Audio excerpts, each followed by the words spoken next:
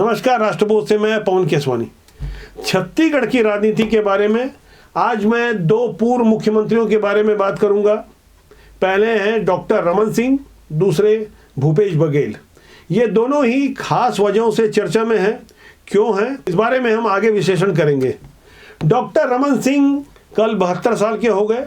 73 साल में उन्होंने प्रवेश किया है, लेकिन डॉक्टर साहब का जन्मदिन जिस भव्यता से मनाया गया, जिस तरह से उनके समर्थकों ने उन्हें याद किया, जिस तरह से स्पीकर हाउस को सजाया गया, उसके बाद उनके निर्वाचन क्षेत्र में भव्य कार्यक्रम किए गए। अखबारों के बड़े बड़े विज्ञापन जाहिर कर रहे थे कि डॉक्टर साहब का जलवा अभी गया नहीं है।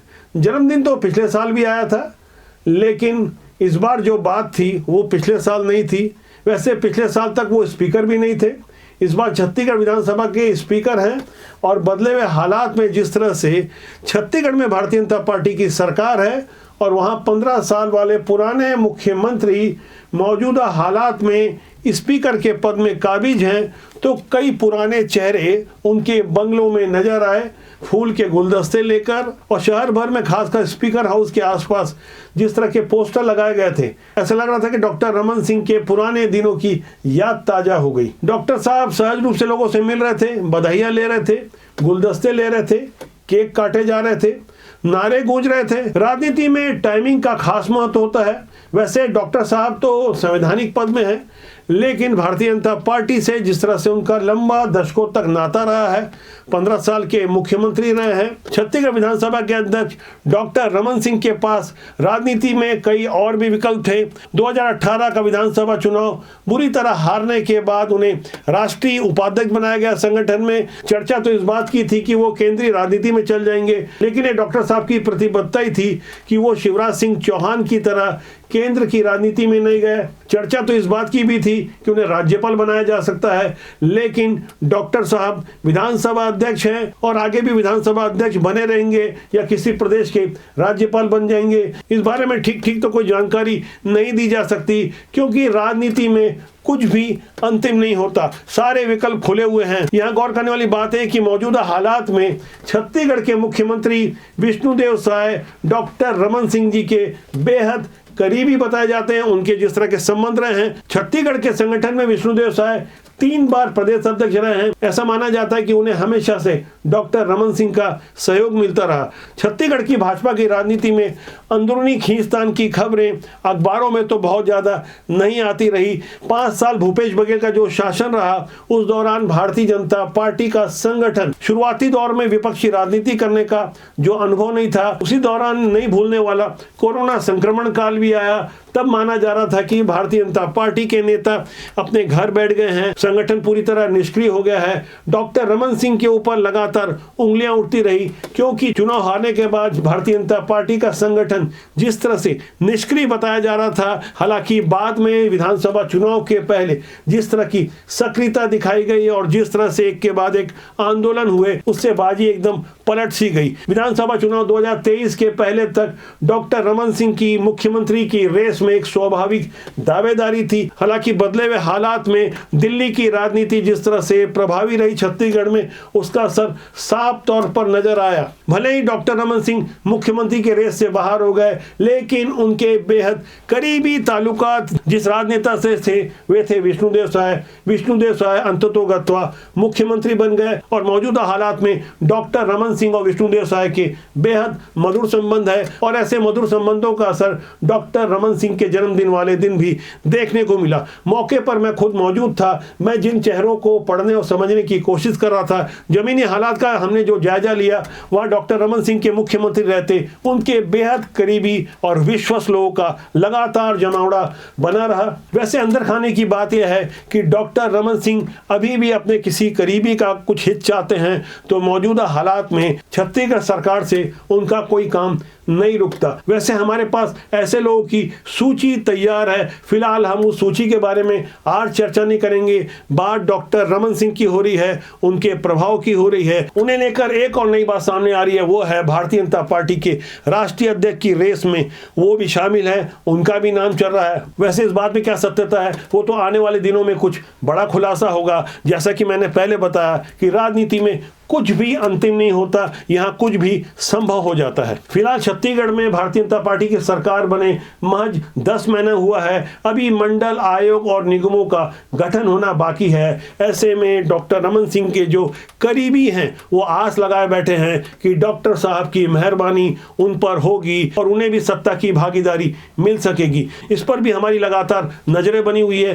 अब बात डॉक्टर रमन सिंह के बाद छत्तीसगढ़ की कांग्रेस की राजनीति में हाशिए पर भेजे जा रहा है पुराने मुख्यमंत्री भूपेश बघेल की, जो लगातार बयानबाजी कर रहे हैं, मुश्किलों में घिरे नजर आ रहे हैं। पार्टी आला कमान उनका साथ नहीं दे रहा है। उनका विकल्प भी तैयार कर लिया गया था। विधानसभा चुनाव और लोकसभा चुनाव में हार के बाद जिस तरह से भूपेश बघेल के ऊपर एक आरोप लगते गए और उन आरोपों से हतोत्साहित हो चुके भूपेश बघेल अपने बचाव में हमले का जवाब हमला वाली रणनीति से दे रहे हैं। लगातार राज्य सरकार के ऊपर तोहमत तो लगा रहे हैं, लेकिन अपने ऊपर लगे हुए आरोपों के बारे में वो कोई सफाई नहीं दे पा रहे हैं। मामला उनके घर तक पहुंच चुका है। उनके बेटे और बेटी को थाने बुलाकर पूछताछ की गई। मामला बेहद संगीन था, ऑनर किलिंग की कोशिश वाला मामला था। इस मामले से लेकर भूपेश बघेल के ऊपर महादेव सट्टा वाले मामले में एक्सटॉर्शन मनी का मामला हो या उनकी बेहद करीबी उप सचिव सौम्या चौरसिया से जुड़े हुए कई संगीन मामले। वैसे सौम्या चौरसिया कोल परिवहन में अवैध वसूली वाले मामले में जेल में है। मनी लॉन्ड्रिंग से जैसे कई अन्य मामले भूपेश बघेल का पीछा कर रहे हैं। पार्टी आलाकमान ने पूरी कोशिश की थी कि देवेंद्र यादव को उनसे बड़ा कर दिखाया जाए, लेकिन देवेंद्र यादव के ऊपर जिस तरह के संगीन मामले हैं उससे लगता नहीं कि देवेंद्र यादव जल्दी छूटेंगे। जब बात भूपेश बघेल की हो रही है तो उनके विकल्प की भी चर्चा होगी। उनके विकल्प के रूप में देवेंद्र यादव के अलावा दीपक बैज और उमेश पटेल जैसे युवा चेहरों पर मंथन हो रहा था। उमेश पटेल भूपेश बघेल मंत्रिमंडल में मंत्री रहे, युवा कांग्रेस के प्रदेश अध्यक्ष रहे, लेकिन वो अपनी कोई खास छाप छोड़ नहीं सके। दीपक बैज भी बस्तर तक सीमित रह गए। और देवेंद्र यादव के बारे में जैसा कि सबको मालूम है कि कोल स्कैम के वसूली वाले मामले में ये भी आरोपी है। फिलहाल बलौदा बाजार हिंसा वाले मामले में जहां एसपी कलेक्टर कार्यालय में आगजनी हुई, दंगा करवाया गया। इस मामले में भारतीय जनता पार्टी की मौजूदा सरकार ने पूरे 2.25 महीने का समय लिया इन्वेस्टिगेशन के बाद। उसके बाद 10 जून वाली आगजनी वाली घटना के लगभग 2.25 महीने बाद 17 अगस्त को देवेंद्र यादव को उनके घर के बाहर से गिरफ्तार किया गया और 1.5 दर्जन धाराएं लगाई गई है। मेरे हाथ में बीएनएस की वो धाराओं की लिस्ट है जिसमें साफ तौर पर लिखा हुआ है कि भारतीय न्याय संहिता की धारा 153 जो कि बलवा की धारा है, 501 राज्य प्रशासकों और मंत्री की मानहानि की धारा जिसमें 2 साल की सजा है, इसी तरह 505 विभिन्न वर्गों में शत्रुता घृणा पैदा करने का कथन, धारा 109 दूसरों को अपराध करने के लिए उकसाना, इसी तरह से 120 भी जिसमें फांसी से लेकर उम्र कैद समेत 2 साल से अधिक के कारावास की सजा का प्रावधान है। ऐसी ढेर सारी धाराएं हैं। दंगे से जुड़ी हुई धारा है 147, 148, 149, 186, 353 जो सरकारी काम में बाधा करने की धारा, इसी तरह 332, 333, 307 हत्या के प्रयास की धारा है, 335 विस्फोटक सामग्री के इस्तेमाल की धारा, इसमें 7 साल की सजा है। इसी तरह 336, 341, 427 जैसे वो तमाम धाराएं जिसमें शासकीय संपत्ति और आम जनता की संपत्ति को नुकसान पहुंचाया गया, इसके प्रमाणिक साक्ष्य न्यायालय के सामने प्रस्तुत किए गए। यही कारण है कि देवेंद्र यादव की बार बार जमानत कैंसिल हो जा रही है। इस मामले के अलावा एमएमएस कांड से लेकर कोल स्कैम सहित कई अन्य मामलों में देवेंद्र यादव आरोपी हैं। इसे लेकर भूपेश बघेल कहीं ना कहीं राहत महसूस कर रहे होंगे, क्योंकि पार्टी आला कमान के सबसे विश्वस्त और खासम खास हो चुके देवेंद्र यादव ने जिस तरह से भूपेश बघेल की छत्तीसगढ़ की राजनीति के लिए मुश्किलें पैदा कर दी थी, तो हाल फिलहाल में देवेंद्र यादव से भूपेश बघेल को कोई खतरा या नुकसान होता नजर नहीं आ रहा है। वैसे भूपेश बघेल के बारे में दशकों से कांग्रेस में काम कर रहे पुराने नेता क्या सोचते हैं, उनमें कितना आक्रोश है, ये नज़ारा तो विधानसभा चुनाव के बाद देखने को मिला, जब एक के बाद एक कई दिग्गज कांग्रेस छोड़कर जाने लगे और जो कांग्रेस में बने रहे उन्होंने लोकसभा चुनाव के दौरान भरे मंच में भूपेश बघेल के सामने उन्हें आईना दिखा दिया। राजनांदगांव से सुरेंद्र दाऊ की वो चर्चित तस्वीर हर किसी को याद है, करीब 6-7 महीना पुरानी वो घटना लोग भूले नहीं है। ऐसे ही विजय साहू जैसे कई नेताओं से मैंने खुद बात की और समझने की कोशिश कोशिश की कि आखिर क्या कारण रहा कि भूपेश बघेल के एकदम खासम खास जो दशकों तक कांग्रेस में ईमानदारी से काम करते रहे, क्या वो खाली एक चुनाव हारने से ही अलग हो गए या कारण कुछ और था। मेरे कई इंटरव्यू में जो कारण मुझे पता चला वो यह रहा कि भूपेश बघेल का अपना निजी व्यवहार और जिस तरह से उनकी एक कोटरी काम कर रही थी, जिस तरह से वामपंथी विचारधारा को भूपेश बघेल पोषित कर रहे थे, जिस तरह से घपले घोटालों को प्राथमिकता दे रहे थे, राम रामायण और गाय गोबर की एक अलग ही राजनीति को आगे ले आने की कोशिश कर रहे थे। हालांकि वो सफल नहीं हो सके। इससे कांग्रेस के अंदर खाने काफी आक्रोश पनपता रहा। ये आग अभी भी थमी नहीं है। कांग्रेस से जुड़े कई नेता अभी भी हमारे संपर्क में रहते हैं, खुलकर बात करते हैं, ऑन कैमरा लोग बोलने से बचते हैं। कुल मिलाकर मौजूदा हालात में भी भूपेश बघेल छत्तीसगढ़ कांग्रेस के अभी भी सबसे बड़े नेता बने हुए हैं, पार्टी आला कमान की नाखुशी के बावजूद। वैसे उन्हें पहले की तरह अभी कोई खास वजन नहीं मिलता, ज्यादा महत्व नहीं मिलने के बावजूद दुरुक भिलाई की राजनीति में वो ज्यादा सक्रिय रहते हैं। कई बार उनकी खीज और उपेक्षा उनके व्यवहार में देखने को मिलती है।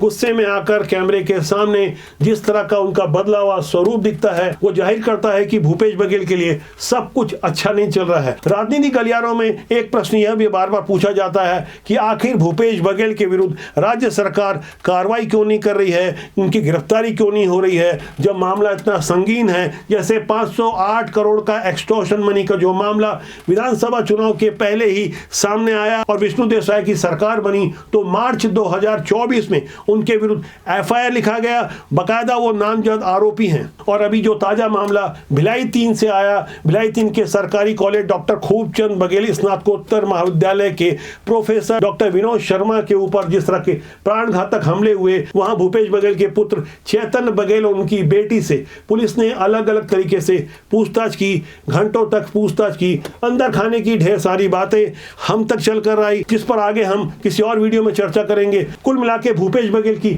जिस तरह की अभी स्थिति बनी हुई है, वहां भूपेश बघेल अलग थलग पड़ते नजर आ रहे हैं। ऐसे बदले बदले से भूपेश बघेल के लिए क्या भारतीय जनता पार्टी की राजनीति भी बदल गई है, इसे भी गहराई से समझना होगा। लोग प्रश्न खड़ा कर रहे हैं कि उनके ऊपर कानूनी कार्रवाई में इतनी देरी क्यों हो रही है, तो इसका उत्तर यह है कि बदले हुए हालात में भारतीय जनता पार्टी जिस तरह से फूक फूक कर कदम रख रही है, पहले वाले हालात कुछ और थे जब डॉक्टर रमन सिंह की सरकार हुआ करती थी, आज परिस्थितियां कुछ और है। बदले हुए हालात में सबूतों को ज्यादा मजबूती प्रदान की जा रही है, रिसर्च होता है। देवेंद्र यादव की गिरफ्तारी के लिए 2.25 महीने का समय लिया गया।